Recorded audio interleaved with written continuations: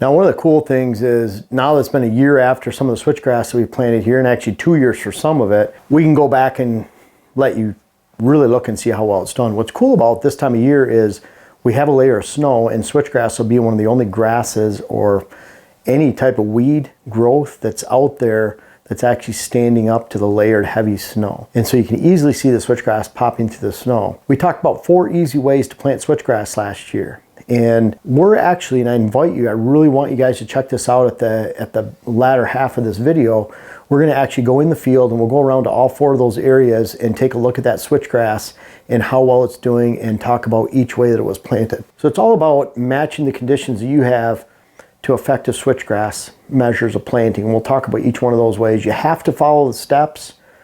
Now, typically the steps are you're using simazine before spring green up. And I talk about these in many videos.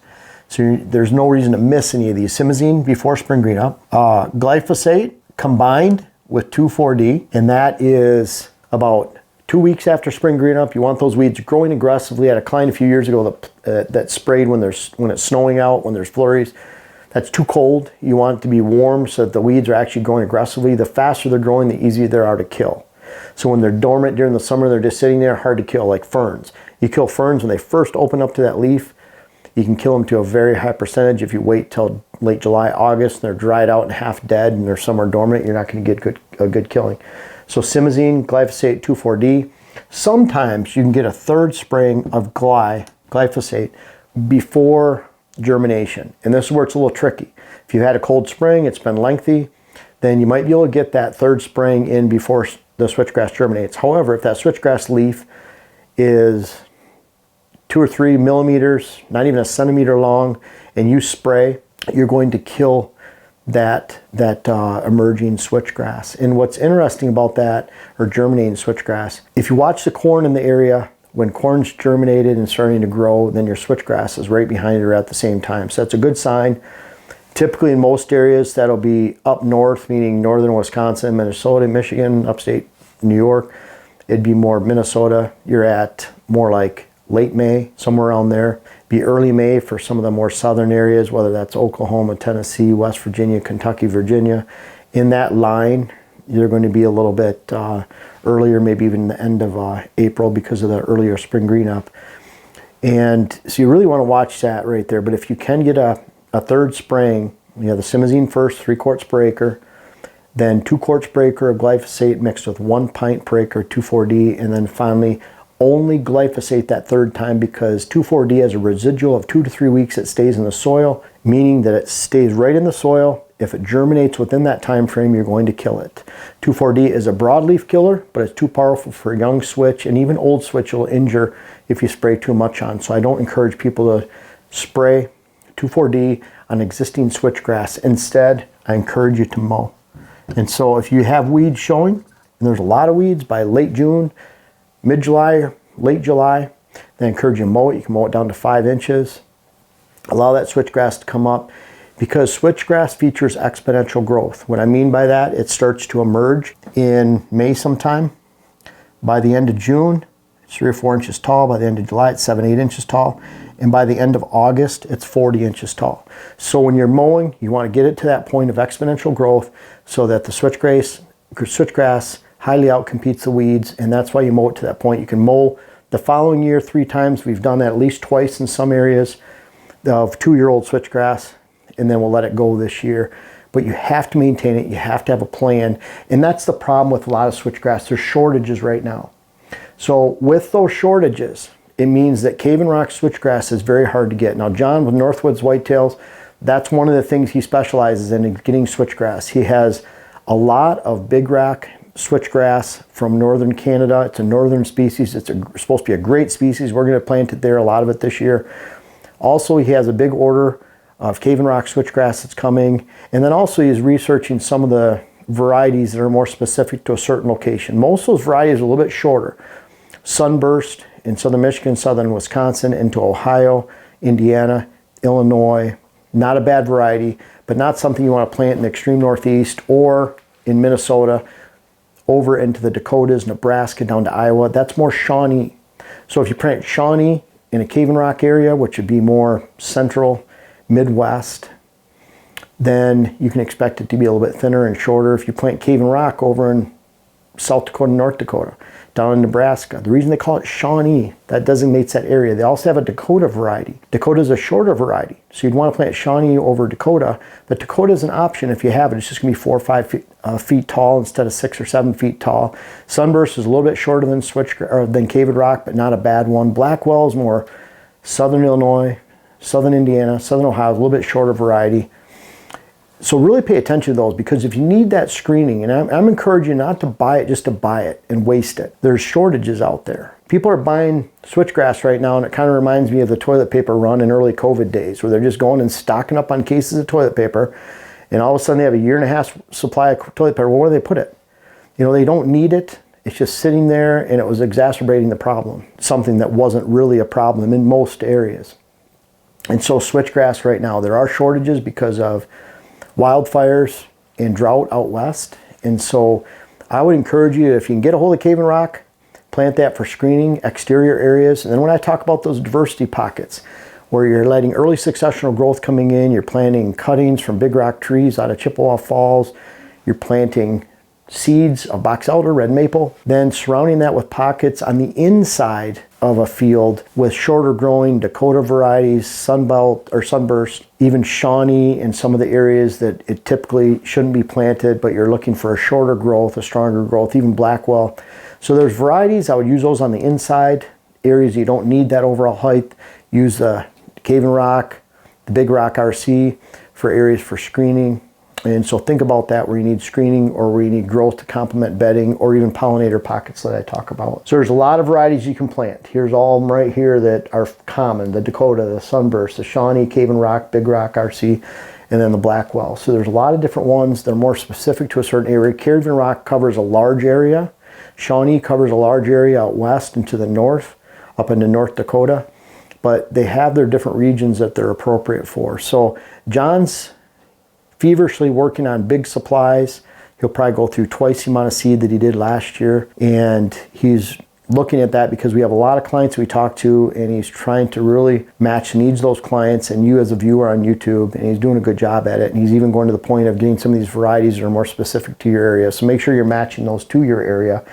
And that's certainly the 4 easy ways to plant. We're going to go out right now, take a look in the field. We're going to talk about areas that were just mowed in the fall and then planted in the spring, areas that had weeds that weren't mowed or prepared in any way, areas that were previously a food plot, and then of course having Brandon from First Choice Food Plots come out and plant machine planted switchgrass. And we're going to look at a couple of those areas. We're going to look at areas that he planted last year and areas that he planted 2 years, and we'll discuss those.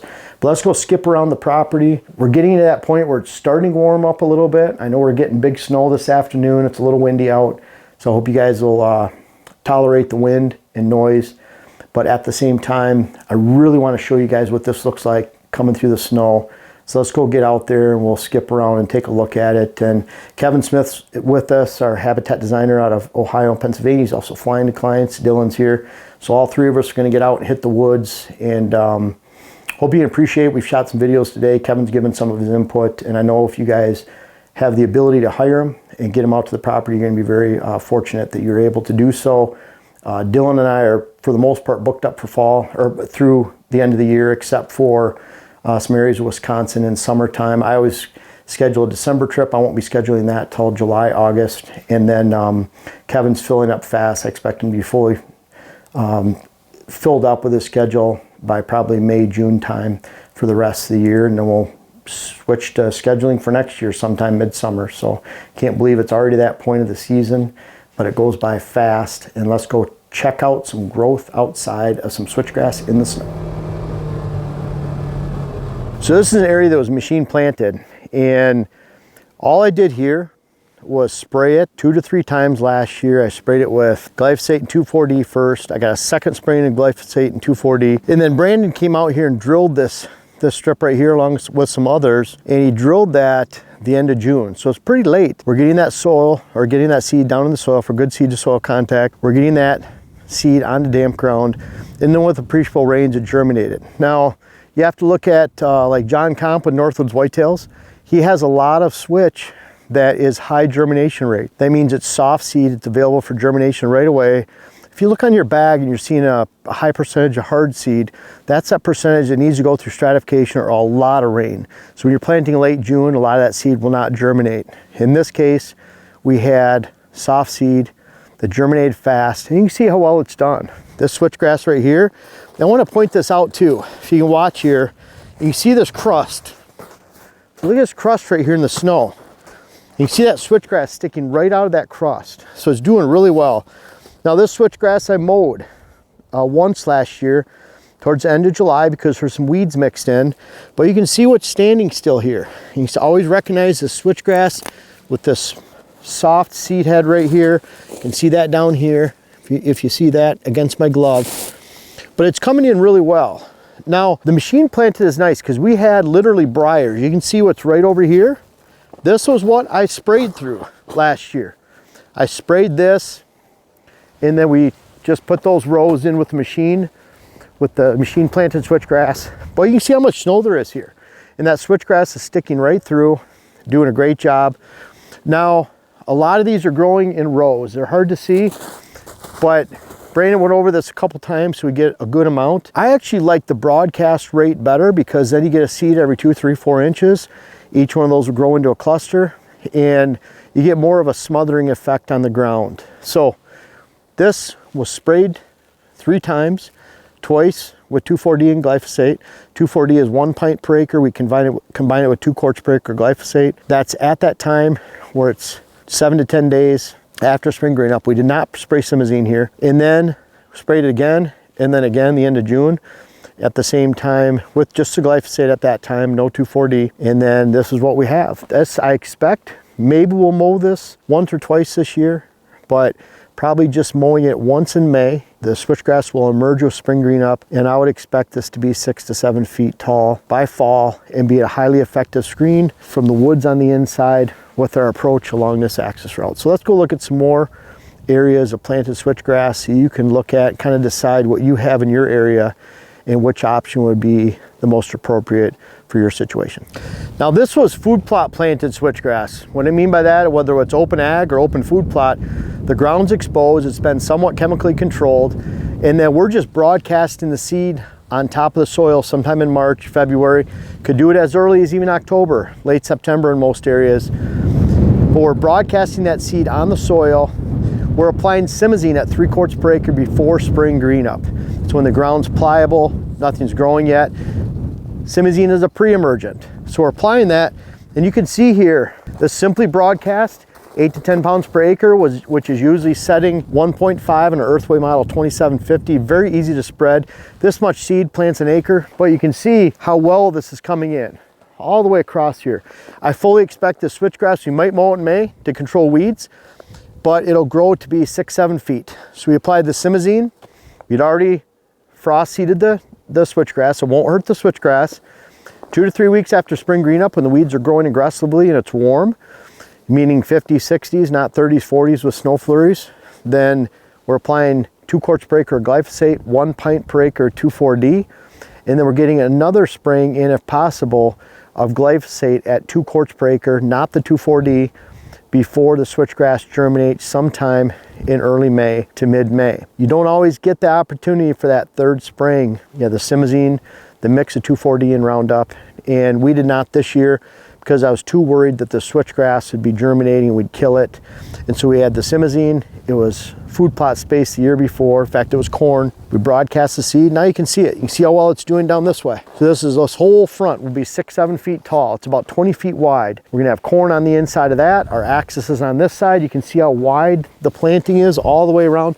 We have this entire field rimmed in switchgrass. Out by the woods, it's only 6 feet wide because we're just trying to make a barrier so bucks can't see into the food plot. The deer in the food plot can't see out. That way we separate deer from deer, but at the same time, a buck has to come out in the plot to see if there's does out here for us to get a shot from the redneck. Just real quick point, the redneck this year, we're adding silky willows, which is a hybrid willow bush, and then hybrid willows around that to help thicken that and grow it in. But bottom line is we'll have 6, 7 feet high switchgrass. We typically can get in and out of that redneck without spooking the deer out here. And the switchgrass is a huge part of this. So this is food plot planted switch, which is the easiest, or ag field planted switchgrass. If you have these conditions, you can easily plant it, but you have to follow the steps. If there's weeds like there were here in late June, July, you can mow it down to 5 inches. You can use a garden tractor, lawn tractor like we do. We have a small 23 horse Kubota with a mid PTO belly mower. And then you can use a brush hog, whatever you want, but you can't put those clumps on top. You have to spread out those clippings evenly so that it doesn't smother the growth of switchgrass. We mow it down to about 5 or 6 inches. And let's go ahead to some more, because this is an easy one. This is food plot. The next spot we're gonna stop is a really cool food plot one that we didn't have enough weeds. We didn't have that many weeds in it, so I didn't spray it. So kind of picture how tall this is. And when we go check out this next spot that we didn't have to deal with any weeds, you'll see a difference. It's crazy, same food plot, same way they were planted, but different soil conditions in different areas will dictate that you have to manage it different, and that's why you always have to consider mowing and the maintenance of your switch. Don't just buy the seed thinking you're gonna throw it on the ground and not do anything with it. You have to practice effective weed control and then mowing long-term for maintenance if needed. Let's go check out the next spots. Now I wanted to show you this real quick. This is actually machine planted, end of June.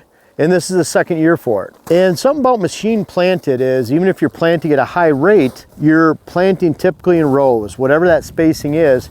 And so you have a lot of spacing between those rows that you don't have much growing in. So you don't get that smother crop effect of the switchgrass that first year. And for that, you sometimes get more weeds in. This is actually 2 summers worth of growth. We mowed it twice the first summer, twice last year. And as you can see, it's coming in really nice this year. It's very thick. Been able to survive even though you have some mixed weeds in, but we fully expect this to be 6-7 feet tall this year. We did mow it end of July, August, so that last time it started to get higher, we mowed it down. You can see the growth we have, and then you can see these strips in between of no switch. There's big pocket of switch there, big there. You can see how it's all switch down there, switch behind Dylan up here, but on this side of the switch and in between, we have some big pockets of pollinator blend that have been frost seeded as well. So we'll have that area of heavy escape cover for pheasant, rabbits. Then we have the pollinator blends with a lot of broadleafs and weeds coming in that'll provide the necessary pollination for bees, or pollinator blends for birds, butterflies, bees, also pheasant food, rabbit food, critter food. And then we have the escape cover, the security cover, the switch. The switch goes right down to the woods along here. And then this is where we have a rabbit house right down there. We'll add a couple more rabbit houses along here. And doing so, we'll cut a lot of that early successional growth of aspen down there, which means dough bedding. We have our big food plots around the house up here. So machine planted end of June, just like the first patch we talked about. In this case, we did spray simazine before spring green up. I'm not sure if we really noticed a huge difference, but then we sprayed the 2,4-D Roundup afterwards, then 2,4-D Roundup again about 4 weeks later. Then we hit it with Roundup a third time, and then Brandon came in here and machine planted at the end of June. We're gonna end up with an outstanding stand, and I hope you see when we're looking at all of these, bottom line is we end up with a good stand 2 to 3 years down the road, the same stand, no matter what we've planted. But again, we've mowed here, we've sprayed here. You have to plan on those maintenance steps. You have to plan on those chemical applications, or you're really gonna be fighting an uphill battle, because of this switch, when it's young, if it gets shaded out, it doesn't matter if it's a taller switch, doesn't matter if it's weeds, it dies. It's not gonna grow. So you have to control the weeds in some manner. And once you get to a certain point, like this third year, next year with this machine planted switch, we'll let it go. We probably could have let a lot of this go last year, but we had areas, you can even see in here, where it's a little bit lighter, there's more weeds, there's areas that are thicker. We had more of a variety. This is a big area, this is a couple acres. So we had more weeds in here that we had to work with because it wasn't consistent across the stand. There's areas we could have let go, but this third year it's gonna be beautiful. I can't wait to show you next year. So we'll head to some more spots. This next spot we're gonna go to is that area that's really looking good. It was an old food plot, and you'll see for the difference from the first one where we had some weeds. This one we didn't have to mow it much, and we'll continue on around the farm and show you these locations. So this is a pretty cool area because this was a previous food plot, and you know, not all food plots are created equal. The areas that they're planted in, the soils, so there's more of a seed bank in some than others, but none of these were worked up. They're just food plots that are no-till planted. And so this switchgrass, we sprayed simazine before spring green up. We did the 2,4-D and Roundup afterwards. Then we hit it with Roundup a third time if, you know, we could fit that in. And then this was mowed once simply because we have aspen regeneration coming in down here. But other than that, you can see how well it came in and how smothering it is, even compared to the machine planted. And Kevin Smith is right here. And see this, how thick this is back here. We have a really good covering. It comes in as more of a smother crop. And you can see with this wet, crusty snow, how well it's doing. So it's coming in very thick, and we've been really happy. Now, we're gonna take you, this was just 1 year old. This is one summer of growth.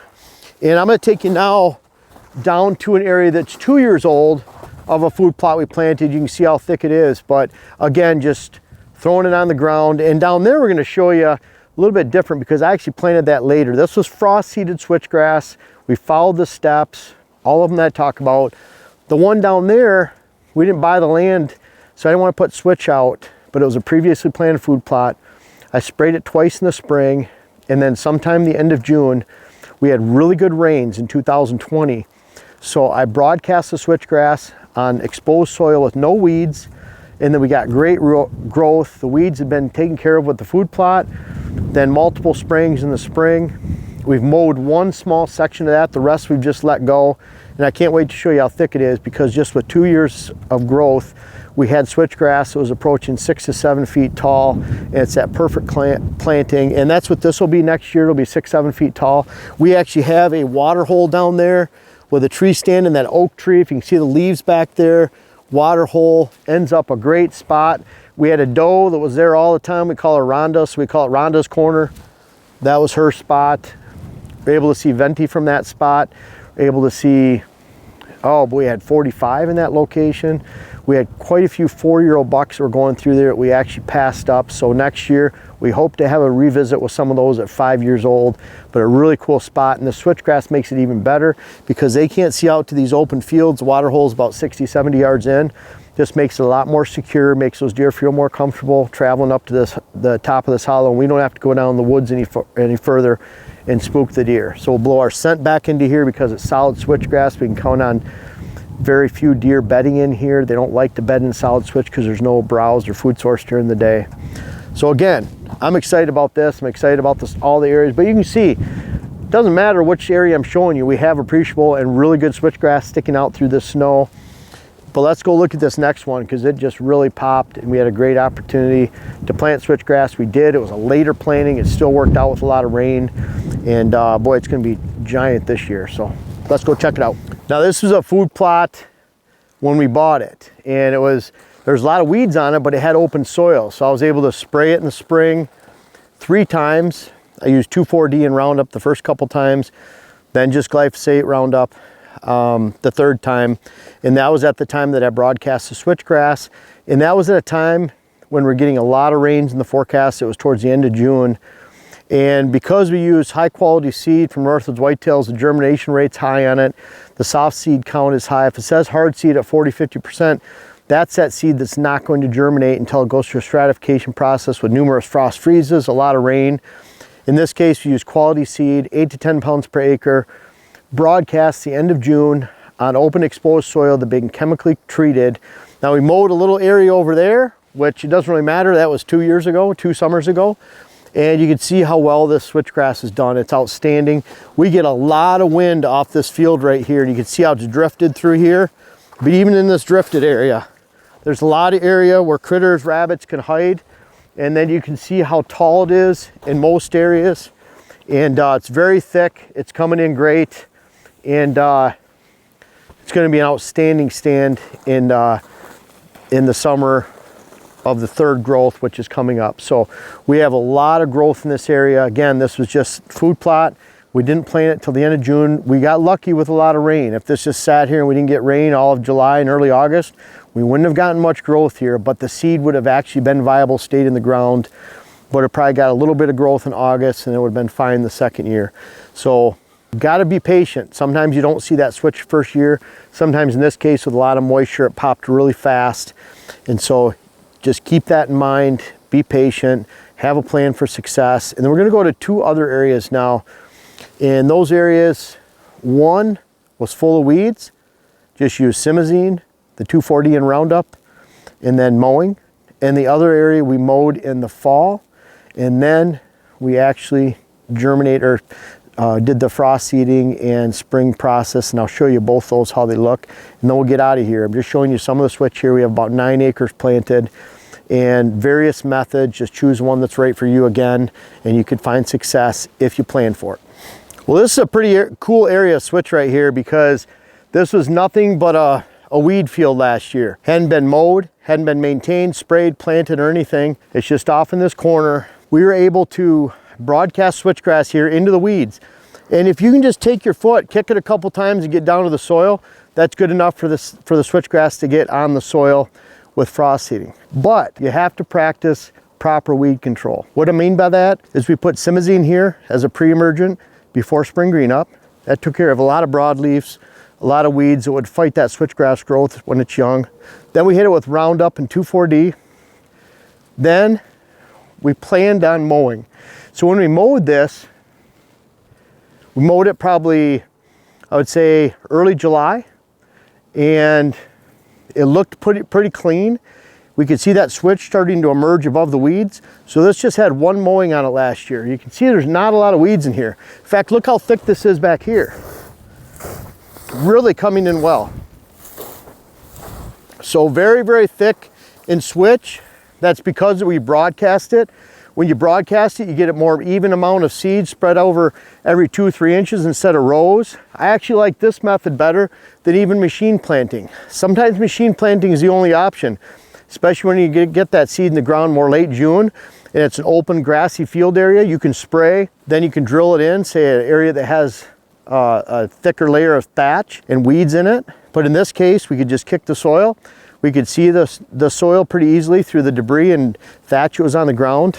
And again, this was an area that wasn't maintained in any way. Because we sprayed the simazine, the 2,4-D and Roundup, and mowed, this is what we have. This would be a great viable stand of switch. We didn't have to do much. We didn't have to have much preparation, but we had to have a plan. I'll go to the next area, in the final area, show you some switch. It was under a power line that was mowed in the fall, and you can see what it looks like. But pretty common theme throughout all of it, no matter which way we sprayed or which way we planted, which way we mowed, we'll have a viable stand if we plan for each one of those methods of making sure we frost seed, mow, spray, and maintain the switchgrass. We can maintain it for decades to come now. Let's look at the last spot. So this is an area that, you know, again, following the same methods. It's been simazine in the spring, Roundup 2,4-D 2-3 weeks after spring green up. Again, 1 pint per acre of 2,4-D, 2 quarts per acre glyphosate, 3 quarts of simazine before any kind of spring green up's taking place. And then we mowed this twice last year. And you can see how well it's doing. This was mowed the previous fall. It was mowed 1 time just to get some of the weeds and debris. You can see some of the more trees and woody rootstock that was in here. Just hand broadcast with a model 2750 Earthway. 8 to 10 pounds per acre, which is setting 1.5. And this whole strip is very important. You can see the switchgrass goes behind Dillon about 200 yards. It drops over this ridge right here. And then we have a redneck right there. We have access on this outer side. We have a lot of gray dogwood and brush here. We have a water hole here. There's great bedding on the inside here. So this switchgrass blocks off the bedding, controls our access on the outside. We can get in and out of that redneck without spooking deer down our blade food plot down here. This is where I shot blade buck 2 years ago. Real nice buck in the muzzleloader, about 254 yards out. So it's already a great setup, but with the switchgrass, that'll be 6-7 feet high this year. This is literally only 1 year growth. You can see how some of this, a lot of this switch is about waist high.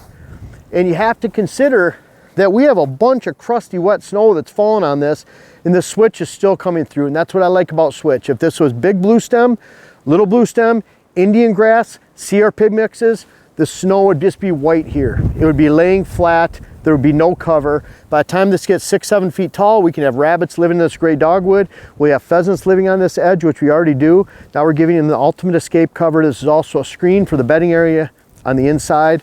For the water hole that's right there, we can shoot out of the redneck. So we're really enhancing the spot. You know, and in the end, we're going to put the silky willow, hybrid willows under that redneck to even more secure it when we're getting in and out. We'll have to actually cut around the shooting lanes around the windows there. But we can get in and out of that all day already without spooking deer. It's all about making it as secure as possible. The bottom line, in showing you each one of these switchgrass areas, and we have many more switchgrass areas on the property. You can even look inside the side-by-side and see how much we've driven through the switchgrass. There's a big bundle of it next to the track there. But bottom line is, there's many ways to skin a cat when it gets to planting switchgrass successfully on your land. You just have to match the conditions. And really, if you're hitting it with the simazine, 240 and Roundup, maybe a third spring with that glyphosate only before it germinates, practicing mowing. Again, we mowed this twice last year during the first year of growth. We may mow it this year coming up, but again, I'll just see the weeds. If I mow it, it'll probably be May, and then we'll let it go. This is done really well, all the way to that old trailer up there where Jim the Hermit lives on our property. So there's literally someone living in there without power. We like him. Maybe we'll introduce you to him someday. But he's been living out on the land in different parts for about 18 years, and we weren't ready to kick him off yet, that's for sure. So it was an interesting character to have, and he's also a veteran, so we like talking to him. He's got a sense of humor. That's his home right up there. The switchgrass leads all the way to it. And I hope you've liked these tutorials. Remember, switchgrass is going like hotcakes this year. There's a lot of price gouging, and John Comp from Northwoods Whitetail has vowed to not only not price gouge, but get the highest quality blends for you, whether it's Cave and Rock, the RC Big Rock, or the several varieties that might be specific to your geographic location this year. And if you buy some switchgrass and you have a plan not only plant it, not only chemical control, but maintain it in the future with mowings, you can have a great switchgrass planting for this season and beyond. And the cool thing is you can maintain it for decades. Enjoy switchgrass.